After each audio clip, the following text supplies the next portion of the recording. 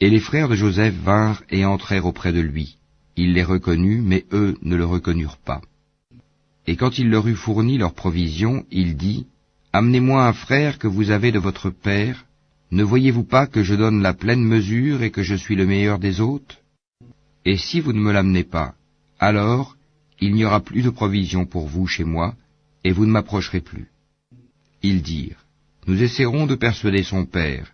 Certes, nous le ferons. » Et il dit à ses serviteurs, « Remettez leurs marchandises dans leurs sacs. Peut-être les reconnaîtront-ils quand ils seront de retour vers leur famille, et peut-être qu'ils reviendront. » Et lorsqu'ils revinrent à leur père, ils dirent, « Ô notre père, il nous sera refusé à l'avenir de nous ravitailler en grains. Envoie donc avec nous notre frère, afin que nous obtenions des provisions, nous le surveillerons bien. » Il dit, « Vais-je vous le confier comme auparavant je vous ai confié son frère? Mais Allah est le meilleur gardien, et il est le plus miséricordieux des miséricordieux. » Et lorsqu'ils ouvrirent leurs bagages, ils trouvèrent qu'on leur avait rendu leurs marchandises. Ils dirent, « Ô notre père, que désirons-nous de plus? Voici que nos marchandises nous ont été rendues. Et ainsi, nous approvisionnerons notre famille, nous veillerons à la sécurité de notre frère, et nous nous ajouterons la charge d'un chameau, et c'est une charge facile. » Il dit, « Jamais je ne l'enverrai avec vous jusqu'à ce que vous ne m'apportiez l'engagement formel au nom d'Allah, que vous me le ramènerez à moins que vous ne soyez cernés. » Lorsqu'ils lui eurent apporté l'engagement, il dit, « Allah est garant de ce que nous disons. » Et il dit, « Ô mes fils, n'entrez pas par une seule porte, mais entrez par portes séparées. Je ne peux cependant vous être d'aucune utilité contre les desseins d'Allah. La décision n'appartient qu'à Allah, en lui je place ma confiance, et que ceux qui placent leur confiance la placent en lui. » Étant entrés comme leur père le leur avait commandé, cela ne leur servit à rien contre les décrets d'Allah. Ce n'était au reste qu'une précaution que Jacob avait jugé de leur recommander.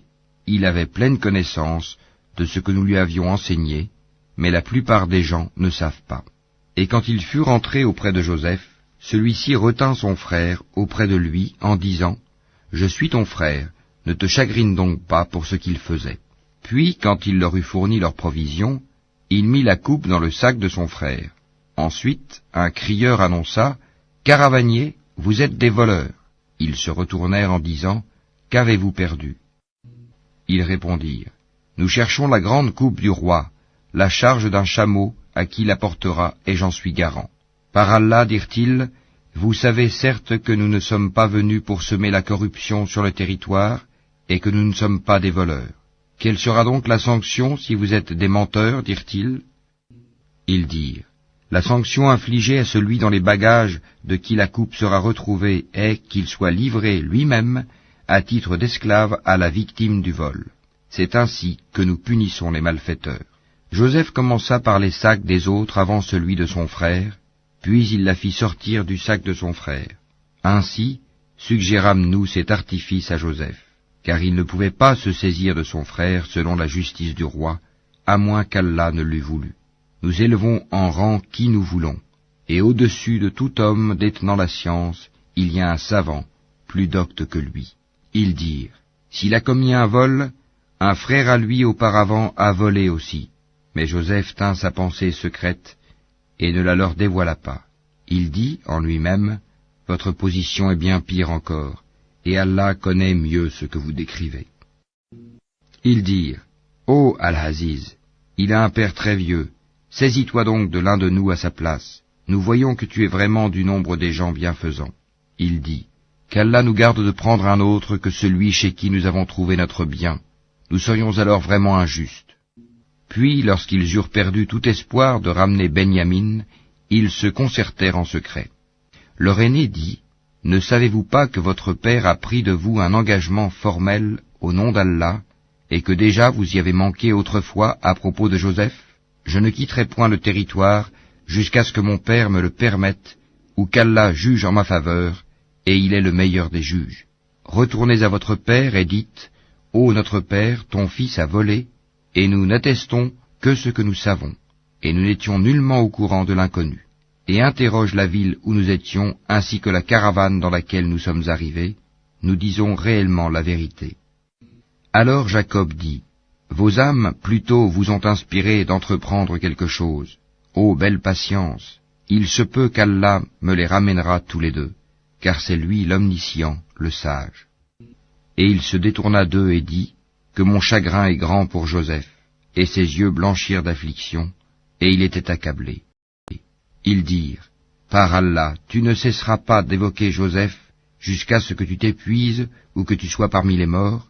Il dit, je ne me plains qu'à Allah de mon déchirement et de mon chagrin, et je sais de la part d'Allah ce que vous ne savez pas. Ô mes fils, partez, et enquirez-vous de Joseph et de son frère, et ne désespérez pas de la miséricorde d'Allah, ce sont seulement les gens mécréants qui désespèrent de la miséricorde d'Allah. Et lorsqu'ils s'introduisirent auprès de Joseph, ils dirent, Ô Al-Aziz, la famine nous a touchés, nous et notre famille, et nous venons avec une marchandise sans grande valeur. Donne-nous une pleine mesure, et fais-nous la charité. Certes, Allah récompense les charitables.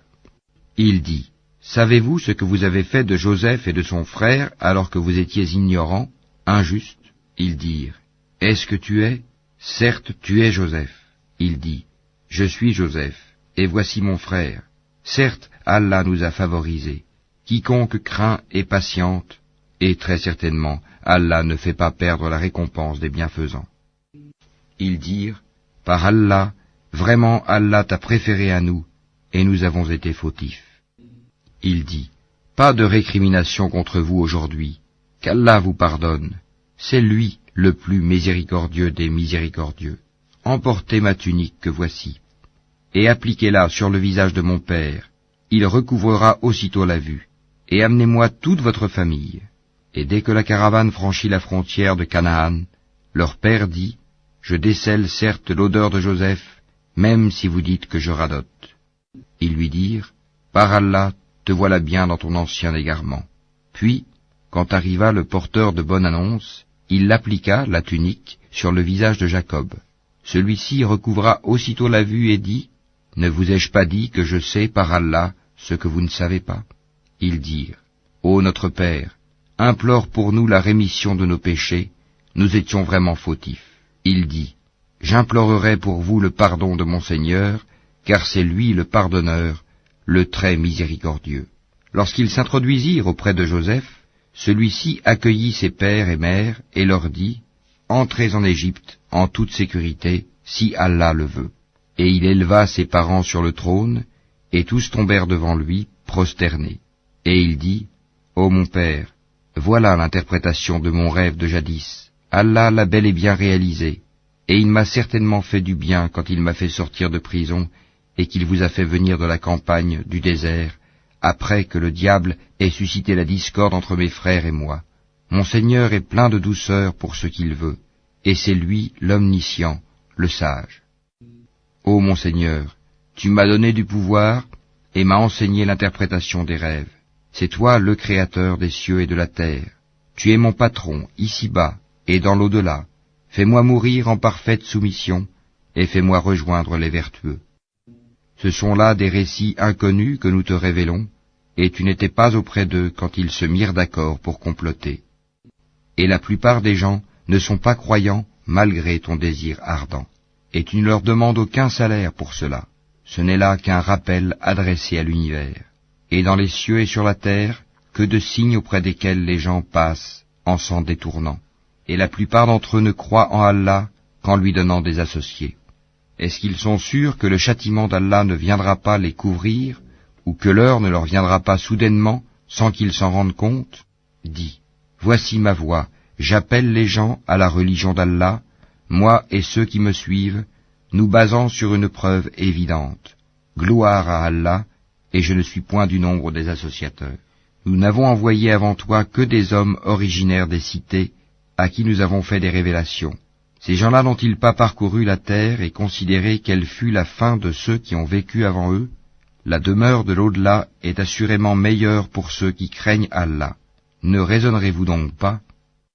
Quand les messagers faillirent perdre espoir, et que leurs adeptes eurent pensé qu'ils étaient dupés, voilà que vint à eux notre secours, et furent sauvés ceux que nous voulûmes. Mais notre rigueur ne saurait être détournée des gens criminels.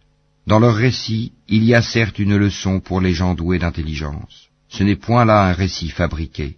C'est au contraire la confirmation de ce qui existait déjà avant lui, un exposé détaillé de toutes choses, un guide et une miséricorde pour des gens qui croient.